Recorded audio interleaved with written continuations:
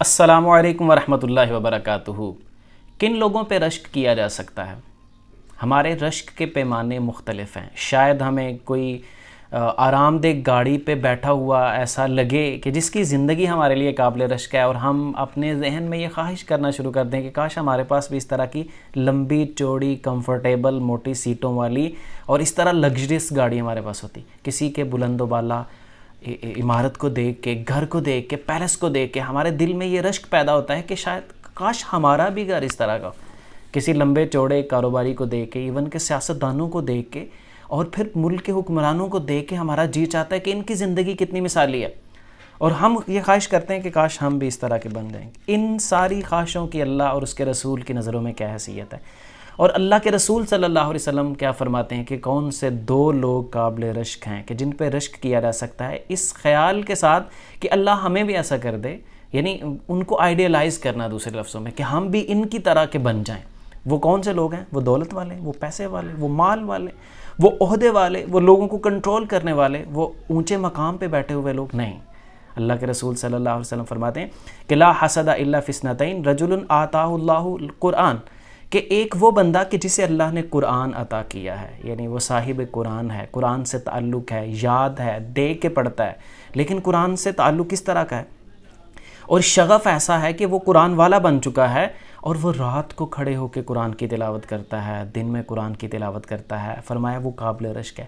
اور دوسرا فرمایا کہ وہ مال والا، وہ مالدار کہ جسے اللہ نے مال دیا ہے اور وہ اللہ کے راستے میں خرچ کرتا ہے۔ یہ وہ لوگ ہیں جن کو آئیڈیلائز کیا جا سکتا ہے، کہ ایک وہ جو صاحب قرآن ہے، خواہش کی جائے اللہ جس طرح یہ عمدہ قرآن پڑھتا ہے، اچھے الحان سے قرآن پڑھتا ہے، خوش الحانی سے پڑھتا ہے، اچھی تجوید سے پڑھتا ہے، اور جس طرح کثرت سے پڑھتا ہے، تلاوت کرتا ہے، اور کثرت کے ساتھ ہمیں دیکھتے ہیں کبھی مصحف کھولے، کبھی لمبے لمبے قیام کی صورت میں، اللہ ہمیں بھی ایسا کر دے، ہمیں بھی اس قرآن والے کی طرح کر دے۔ فرمایا یہ کرو رشک، مسابقہ کرنا ہے، مقابلہ کرنا ہے تو اس میں آؤ۔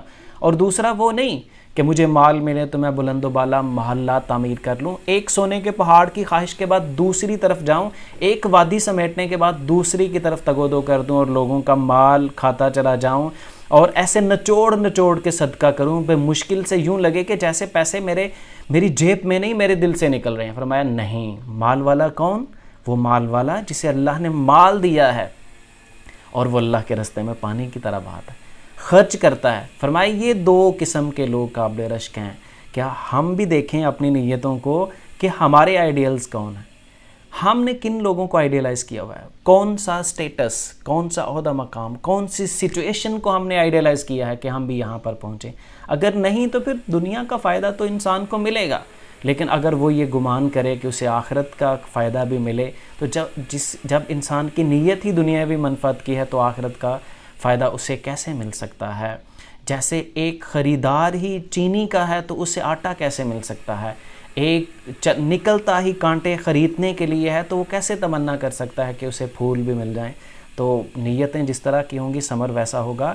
تو ہم بھی خواہش کریں کہ اللہ ہمیں اس صاحب قرآن کی طرح بنا دے، اور اس مالدار کی طرح ہمیں مال عطا کر کہ ہم ایسے تیرے راستے میں خرچ کریں، خیر کے کاموں میں خرچ کریں، لوگوں محتاجوں کے کام آئیں، مساکین کے کام آئیں، بیماروں کے لیے دوا ثابت ہوں، ان کے لیے مسیحا ثابت ہوں، اور ہماری زندگی لوگوں کے لیے بھی ایک نعمت بن جائے اور ہمارے اپنے لیے بھی۔ اللہ عمل کی توفیق عطا فرمائے۔